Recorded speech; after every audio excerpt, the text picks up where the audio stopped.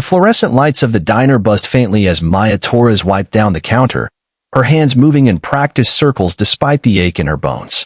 At 27, she carried the weight of 3 jobs: diner waitress by night, grocery store cashier by day, and weekend cleaner at a corporate high-rise.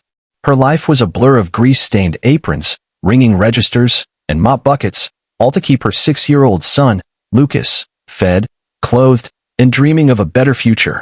Her dark hair was pulled into a messy bun, and her eyes, though tired, held a fierce warmth that lit up when Lucas giggled over his crayons at the diner's corner booth.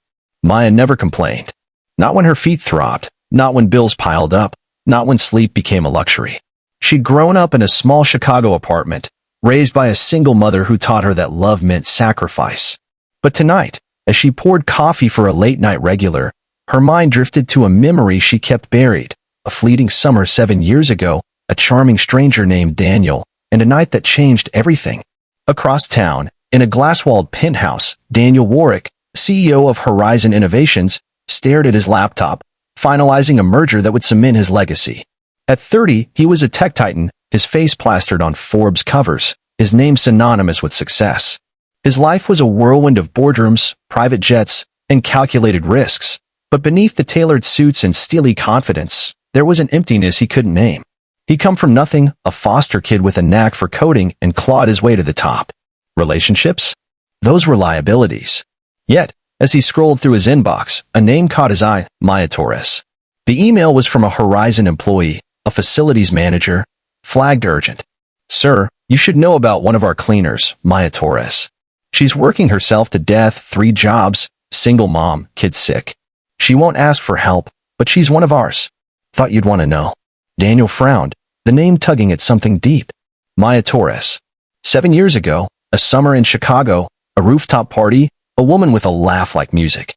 They talked until dawn, shared one reckless night, and then, nothing. She'd vanished, no number, no trace. He'd moved on, or so he thought. But now, this email. A single mom. A kid. His heart stuttered. He grabbed his coat and called his driver. At the diner, Maya was balancing plates when the bell above the door chimed. She glanced up, expecting another tired trucker, but froze. Daniel Warwick stood there, his presence absurdly out of place in the chipped linoleum and flickering lights. Heads turned, whispers spreading. "The billionaire CEO here?" "Maya," he said, his voice low but urgent, crossing the room in 3 strides. "We need to talk." She blinked, gripping the coffee pot like a lifeline. "Do I know you?" Her voice was steady, but her pulse raced. Up close, he was unmistakable, the same sharp jaw, the same piercing blue eyes. Lucas's eyes. "You did," Daniel said, softer now, searching her face. 7 years ago. A rooftop. You wore a red dress."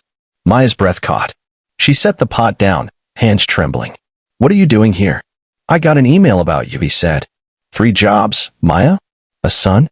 Why didn't you tell me?" The diner went quiet, the regulars' forks pausing mid-bite. Maya's face flushed, a mix of anger and shame. "Tell you what? That I had a one-night stand with a guy who disappeared? I didn't even know your last name until I saw it on a magazine." Daniel's jaw tightened. He stepped closer, lowering his voice. "Is he mine? The boy. Is he my son?" The question hung like a guillotine. Maya's eyes darted to Lucas, who was coloring a picture of a rocket ship, oblivious to the storm brewing. She wanted to lie, to protect her son from a man who might not stay. But the truth clawed at her. "Yes," she whispered. "His name's Lucas. He's 6. Daniel's world tilted. He glanced at the boy, seeing his own eyes, his own stubborn chin. A son. He had a son. And Maya, fierce, exhausted Maya, had raised him alone, working 3 jobs while he built an empire. Guilt crashed over him, sharp and unrelenting. "Why didn't you find me?" he asked, voice breaking. "I could have helped." Maya laughed bitterly, wiping her hands on her apron. "Find you? You were a nobody then, Daniel. And when I saw you on TV, some big shot CEO, what was I supposed to do? Show up with a kid and beg? I don't beg. I take care of my own." Daniel flinched, her words cutting deeper than any boardroom jab. He looked at Lucas again, the boy now watching them curiously. "Is he okay?" The email said he's sick. Maya's defenses wavered, her eyes glistening. "Asthma. It's manageable, but the meds are expensive. I'm handling it." "You shouldn't have to," Daniel said, stepping closer. "Not alone. Not anymore." She shook her head, backing away. You don't get to walk in here and play hero. Lucas doesn't need a father who's just passing through. He needs someone who stays. The word stung, but Daniel didn't back down. I'm not going anywhere, he said. I didn't know, Maya, but I know now. Let me help. Please. The diner's silence was deafening, every eye on them. Maya's resolve cracked, exhaustion winning over pride. She nodded, just once, and led him to Lucas's booth. Hey, buddy, she said softly, kneeling beside her son. This is Daniel. He's a friend. Lucas looked up, his blue eyes bright. Do you like rockets? He asked, holding up his drawing. Daniel swallowed hard, kneeling too. Yeah, kid. I love rockets. Build a few myself. He glanced at Maya, who gave a small, wary nod. They talked, haltingly at first, Lucas chattering about space while Daniel listened, hanging on every word. Days turned to weeks. Daniel didn't just send checks, he showed up. He took Lucas to doctor's appointments, paid for better meds, and sat through bedtime stories. Maya resisted, but his persistence wore her down. He wasn't the reckless boy from 7 years ago. He was a man learning to be a father, one clumsy step at a time. The emotional climax came one rainy evening at Maya's tiny apartment.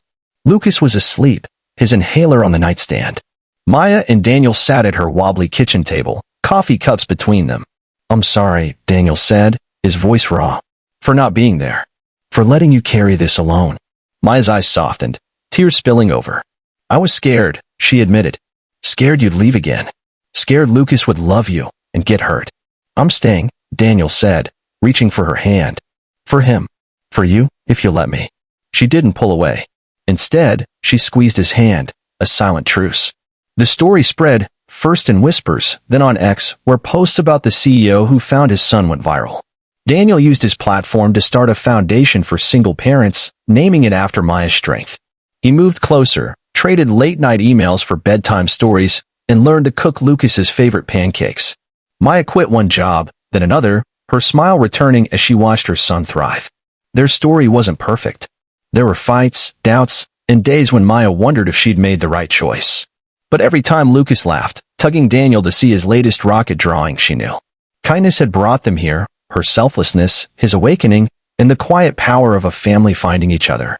And in that tiny apartment, under Chicago's gray skies, they built something stronger than any empire, a home.